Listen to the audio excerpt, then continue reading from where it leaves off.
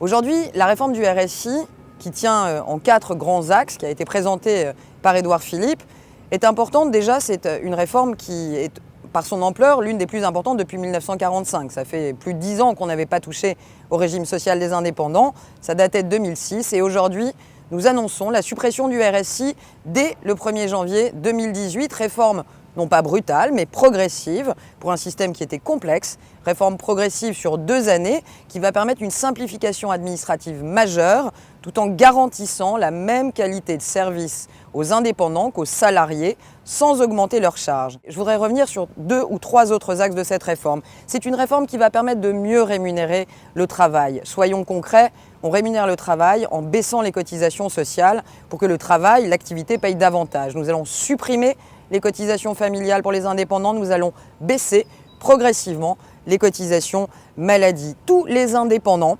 sans exception, seront concernés par et bénéficieront en réalité de cette compensation à la hausse de la CSG. Un exemple, pour les indépendants qui gagnent moins de 4 000 € par mois, cela représente un gain de pouvoir d'achat important. 75% des indépendants verront leur pouvoir d'achat augmenter. Je prends un autre exemple.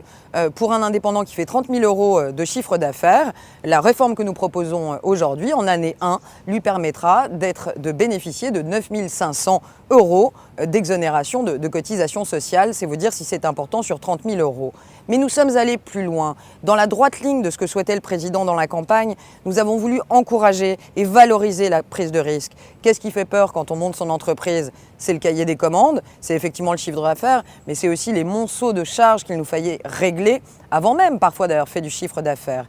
Nous annonçons la création d'une année blanche pour 90% des créateurs d'entreprises. Une année blanche, c'est quoi? C'est tout simplement une exonération totale de cotisation la première année d'activité pour plus de 350 000 créateurs d'entreprises. C'est un dispositif qui existait mais qui n'avait pas été étendu à autant de créateurs d'entreprises. Cette mesure, ce n'est pas une mesure pour les calendes grecques, c'est une mesure dès le 1er janvier 2019, une mesure forte pour encourager ceux qui prennent le risque de se lancer dans l'entrepreneuriat et de mener leur vie de façon indépendante au niveau de l'activité. Mais tout cela n'aurait pas été totalement complet si on n'avait pas aussi élargi l'accès à l'entrepreneuriat. Comment fallait-il fonctionner? Peut-être comme nous le proposons.